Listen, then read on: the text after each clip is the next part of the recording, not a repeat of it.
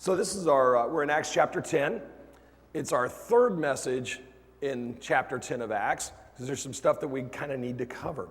There's a lot going on, and it's an important chapter because Luke is using it to move us along from what's going on, what happened, what started in Jerusalem, has moved into Judea and Samaria, where we are now, and ultimately, the work of the Spirit will cover the entire world. The way Luke words it is to the ends of the earth. We've met a guy named Cornelius, who is a centurion, and he's assigned to the Italian regiment. And a couple of weeks ago, Pastor Kevin explained that Cornelius was a commander, a centurion, of a light infantry unit. It's not the heavy infantry, it's not the artillery, not the engineers that would work to siege and to tear stuff down. It's light infantry, so quick hitting, an elite unit, and he's the guy in charge. We also find out that he's a God-fearer. There were three groups of people with regard to the nation of Israel, as far as kind of people who worshiped Yahweh. You had the Jews, who were Jewish by birth, participated at the temple, synagogue. You had proselytes, who were Gentiles who converted to Judaism and would participate that way. And then you had God-fearers. And so Cornelius is a God-fearer. He's a Roman. He's a Gentile. He's discovered Yahweh and is following him as much as a Roman can. So if he were to show up at the synagogue, he would be sitting in back, not up front. If he were to show up at the temple, he would be in the court of the Gentiles, which is this outer courtyard of the temple, but not allowed within the court of women or the court of Israel, or certainly not any closer to the altar than that. That's as close as he could get. He's an outsider who has encountered Yahweh and is worshiping him. As a matter of fact, not only is he a God-fearer, but his entire household, his oikos is the word in the Greek. Sometimes that's translated family, sometimes it's translated household, but it would be he, his family members, and basically the people under his roof. Does that make sense? So his whole household is described as devout and God-fearing. Now, his devotion is demonstrated in giving generously to God's people. It's not that he's just a generous guy by nature. He's participating in the life of Israel as much as he can. He's giving generously to God's people in need, and he's praying regularly. Now, God recognizes Cornelius' desire to serve him and to be close to him. And he sends him a vision. He's praying one day, sends him a vision to tell him to send for Peter. Now, Cornelius is a soldier. I love this because the way the New Testament talks about soldiers, it's always very military. They're soldiers, and he treats them that way. God says, Cornelius, go get Peter. Cornelius goes, Roger that. Servants, go get Peter. And so he takes two of his servants who've already been described as devout because they're part of his household, and a devout soldier, tells them what happened with the vision, sends them to Joppa to go find Peter. Off they go. While they're en route, while Cornelius' folks are en route, God gives a vision to Peter, helping him understand some things. Opens Peter's mind to the fact that God is doing something new and that the old rules don't necessarily apply. 3 times a sheet is lowered from heaven with all kinds of animals on it. Peter's hungry. He's kind of in this trance. sheets lowered from heaven, all kinds of animals on it, including reptiles and other animals that Jews were forbidden by Mosaic law to eat. So God in the vision tells Peter, you're hungry, kill and eat. And Peter, being the God follower and the Pharisee that he is, says no. Like, I can't eat all that. I'm a devout Jew. I can't do that. Well, it happens 3 times. Basically, kill and eat, no, don't call anything impure or unclean that I have made clean. This happens 3 times. Sheet goes back up into heaven. Peter's scratching his head. Cornelius' folks show up at his door. Spirit says, go with them. Peter's like, okay. So off they go. Peter, some of the brothers that are with him in Joppa, Cornelius' folks, the next morning they leave for Caesarea where Cornelius is. Now Cornelius is very excited about what this servant of God is going to say to him. All he knows is he's been praying, Yahweh answered, go get this guy. So he goes. So he invites everybody that's closest to him, his relatives and all of his closest friends. Now, if we weren't paying attention, it would be easy to overlook something important. Cornelius, like another centurion that interacts with Jesus in the Gospels, is displaying tremendous faith. He believes that Peter's going to come and that he will come quickly. And how foolish would Cornelius have looked? Because he's invited folks over to his house. There's this man of God coming. We're going to listen to what he says. And Peter either doesn't come quickly or says no and sticks to the no. How foolish would Cornelius have looked? He's exercising faith. God told him to go. He sent somebody to go get Peter, and now he's waiting for Peter to come back. And so he's acting in great faith. Let's take a look at the passage. On the screen and in your notes on the front. The following day, he, that's Peter, arrived in Caesarea. Cornelius was expecting them and had called together his relatives and his closest friends. As Peter enters the house, Cornelius met him and fell at his feet in reverence. Peter walks into kind of the courtyard area of the house. Cornelius is paying him reverence. Now, there's some debate here among some theologians about whether Cornelius is worshiping Peter. Most don't think that's the case, and I agree with them. He's extending a courtesy to Peter. Peter's somebody that's important, so he humbles himself and extends a courtesy to him. And Peter's response shows what Luke is up to. Peter made him get up. Stand up, he said. I am only a man myself. Peter sees Cornelius' act of reverence as something solely reserved for God. So whether Cornelius is actually worshiping Peter or not, which I don't think he is, it's really immaterial one way or the other. Cornelius is an important man. He is a leader among men in an elite infantry unit. He's an important guy. He humbles himself before Peter. Peter, recognizing that and recognizing his own unworthiness, tells him to stand up. While talking with him, Peter went inside and found a large gathering of people. I've already told you, Cornelius is an important man. He invites everybody he knows. So, they're chatting, they're walking in, they're going from the courtyard into the house, and there's this room full of people. You imagine the look on Peter's face? He's talking to the guy. Now they're in, group of people. And it's interesting because Peter's walking into a room full of people that the day before he would have considered enemies. Can't be all that comfortable for him. And if we don't slow down and think about some of that stuff, we miss that stuff. It reminded me of an experience that I had. I was a Navy recruiter a million years ago, and I'd been a recruiter for about 10 minutes. I was at the high school that I was assigned to, and I had been out in the hall during lunch, and so I was packing up my stuff, getting ready to go back to the office. And one of the teachers sticks her head out the door and says, "Hey, can you come talk to my class?" Yeah, sure. I go through the door, and I kind of walk in. I'm 23, walking into a room full of students, like, And I had like zero public speaking experience at that point. Sounds like I've gone back to that place this morning. But no experience. I just knew it was my job and I needed to do it. So I kind of tiptoed my way into the door and it worked out fine, but it was really a weird experience. And I imagine Peter kind of having an experience like that. He's looking at a room full of enemies and not really sure what he's doing. So he says to them, we're in verse 28 now, "You are well aware that it is against our law for a Jew to associate or even visit with a Gentile." That's a great way to start off, right? I'm not supposed to be here. Well, God always had a plan for the Gentiles and for the nation of Israel as an example for the other nations. It starts in Genesis 12:3. God says to Abraham, through Abraham, you will be a blessing to all the families on earth, not just the Jewish ones, all the families on earth.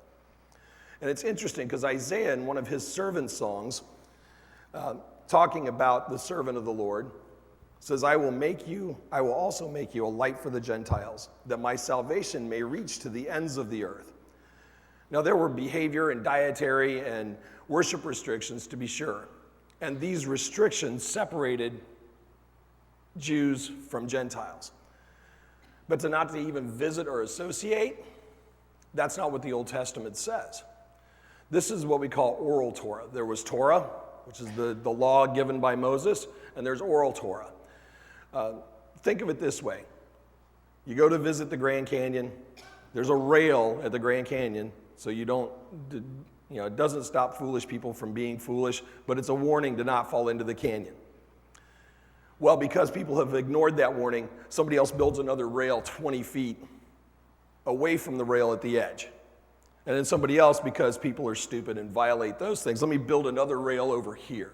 Does that make sense? We put stuff in the way for a lot of reasons. One of which is that we like to control what other people do. So there's these rules in place. God gave a set of rules. There's these added on rules. And so Peter's saying, I'm not even supposed to be here. So again, something else that's important. Peter's making the point. Hanging out with Gentiles is not my gig. It's not what I do not what I normally do. And think about it. Peter's a Jew. Cornelius is a Roman. The Romans are an occupying force. Have you ever heard of an occupying force in the history of man that was popular in the place that it was occupying? Ever. No occupying force is popular. He doesn't really want to be there. Going to Cornelius' house is not even in the same area code as Peter's comfort zone. He's way past the boundaries on the map at this point. In fact, I think it's probably pretty fair to say that Peter feels about the Romans pretty much like Jonah did about the Ninevites. The only reason Peter's there is that, unlike Jonah, Peter went. Jonah eventually goes. You've got to spend 3 days in the whale first. But Peter went. But he's not super happy about being there. So Peter's there, and he's speaking to those at Cornelius' house, and he tells them, you are well aware that it's against our law for a Jew to associate or visit a Gentile. But God has shown me that I should not call anyone impure or unclean. So when I was sent for, I came without raising any objection. May I ask why you sent for me? So Peter doesn't explain the full details of the vision he had, but he does relate the lesson he learned from it.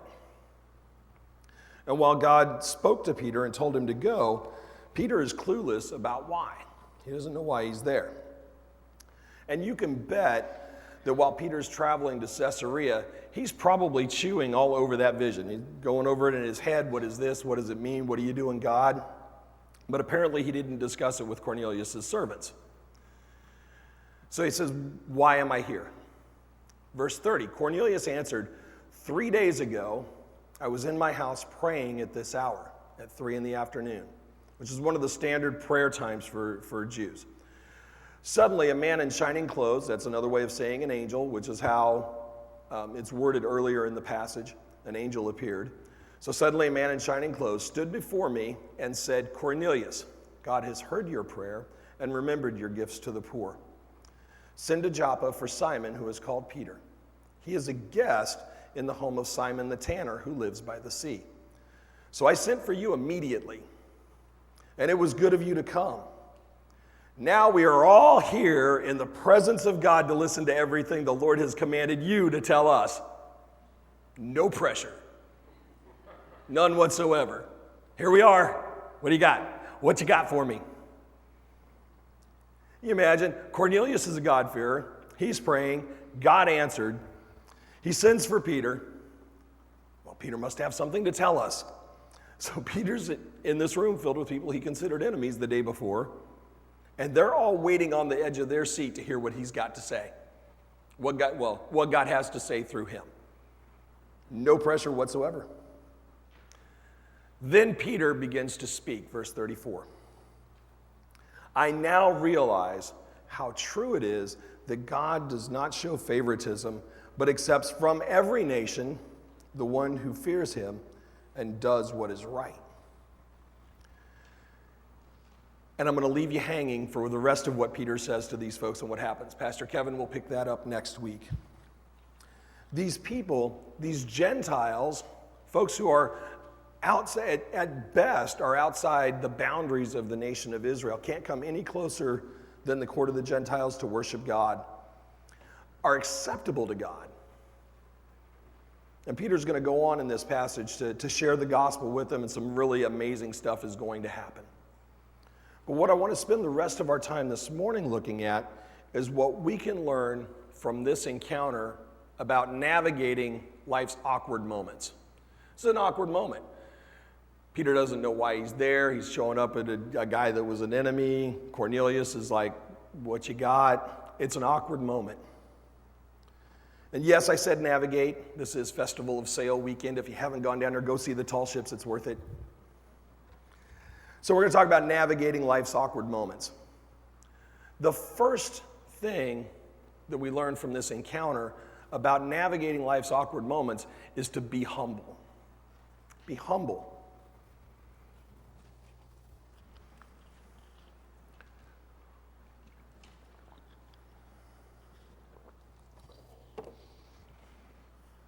Our passage this morning started with Peter's arrival at Cornelius' house.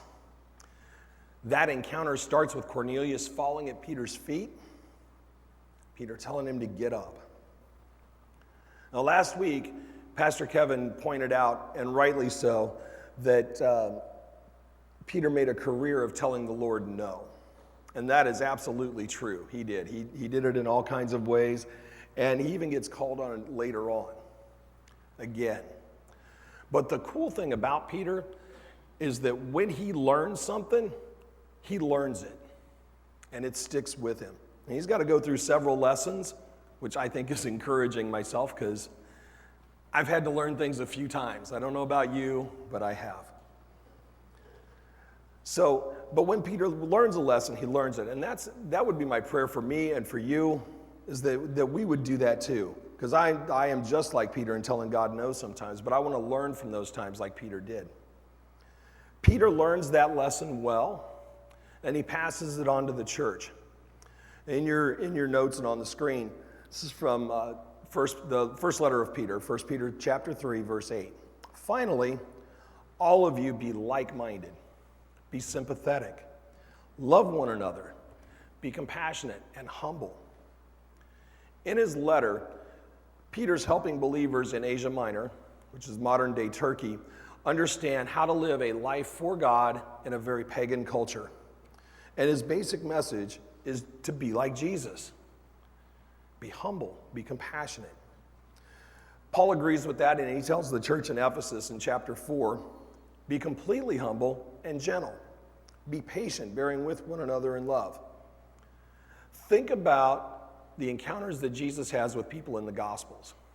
When he walks up to somebody, he doesn't go, I'm God, you're wrong, I'm right, stop doing what you're doing. He could. He's God. But he doesn't. He walks up and he says, he shows compassion. Think about the woman caught in adultery. All the religious leaders they're looking to drag her out. They're demanding that something be done, and they're trying to trick him. There's all kinds of stuff going on there. He says, he does some things. The people that are condemning her depart. He just says, where did they go? Where are the folks who were judging you, who were condemning you? And she says, they're gone. Okay, I don't condemn you either. Go and sin no more. He doesn't come in, he doesn't slap people. He's sad when people reject what he has for them. But he's humble. And Peter tells his folks to be humble. Paul tells us to be humble. And that is a key to navigating the awkward moments we have with one another, is to not come in all high and right and turbocharged and going to run over everything, but to be humble. Another key to navigating awkward moments is to be transparent. That's our second point this morning. Be transparent.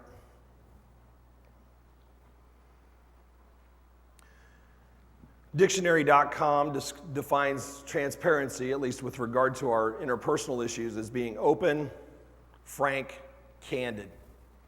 I would add being honest, just because, I understand that that's included in the definitions of those other words, but be honest and be as forthcoming as needed with whatever's going on. Transparency is one of the functions of a witness. Giving an account, telling what happened, being transparent about it, to be open about it, what happened. And that's an application of the verse that we've seen Luke use as an outline for his book, The Acts of the Apostles. Chapter 1, verse 8, you've seen it a bunch of times. But you will receive power when the Holy Spirit comes on you, and you will be my witnesses. You will tell people what I've done in Jerusalem and in all Judea and Samaria and to the ends of the earth. Would you underline, be my witnesses? Underline, be my witnesses. Christ followers are to tell what's been accomplished by Jesus in our lives. It's part of what we're called to do. We have managed to do a lot of things with the idea of witnessing, but the basic idea of witness is to testify to something that you know, to talk about your experience. And to be transparent, that means allowing others to see and know what's going on, what's happened and what is happening. One of the cool things about being transparent is that if I'm transparent in a situation, then it gives permission for the other person or persons in the situation to be transparent as well. And somebody has to start that in order for open communication to happen. But it gives permission. And so one of the best ways to admit that an awkward moment, or to get through an awkward moment, is just to admit that it's awkward. It's weird. Now, Peter does that when he breaks the ice. You are well aware that it's against our law for me to visit or associate with a Gentile. But God has shown me I should not call anyone impure or unclean. So, Peter's being honest and forthcoming about what's going on with him. He's doing something that violates Jewish law as he understands it, but he's doing it at the Lord's command. God's at work. And while Peter goes on, he's not exactly Peter goes, but he's not exactly comfortable with having gone or what he's doing there. Then Cornelius follows that by explaining what the Lord did in him. Their mutual transparency allows the other to see that God's at work. And that lowers some of the barriers. That helps them navigate that awkward moment. I got a friend that regularly says that God is up to something big. He doesn't normally define what that is. He just says, this happened, God is up to something big. And he's absolutely right. If we don't talk about that stuff that God's doing in us, sometimes we don't see it ourselves. It's not about you, but sometimes I process stuff this way. I gotta say it and hear it in my own ears to even understand what's going on or to understand the stupidity of what I'm saying, one or the other. But we don't allow others to see it if we're not talking about what's going on. Transparency is key to dealing with awkward moments. And I've already apologized to Sarah. We've been married a grand total of 3 weeks, and I'm using her in a sermon illustration. I told her that was one of the occupational hazards going in.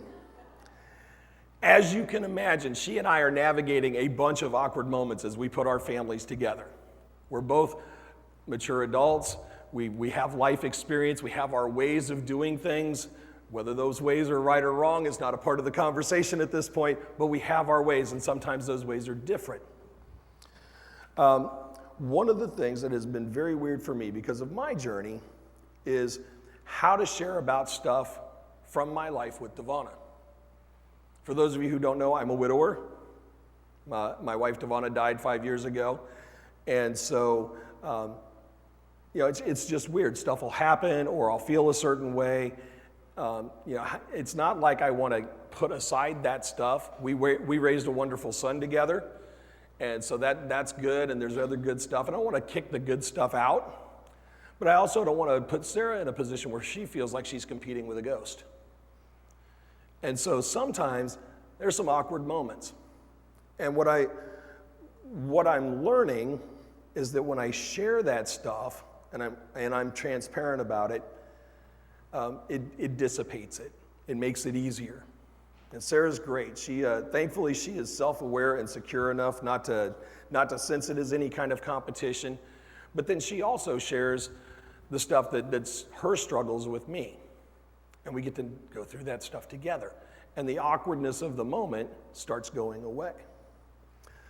Sometimes we got to work a little to come to an understanding. You may not know this about me, but I'm fairly stubborn. I have no problems walking directly into a wall. And because of my personality, I don't even look for a way around the wall. My first thought is to blow the wall up and get the wall out of my way.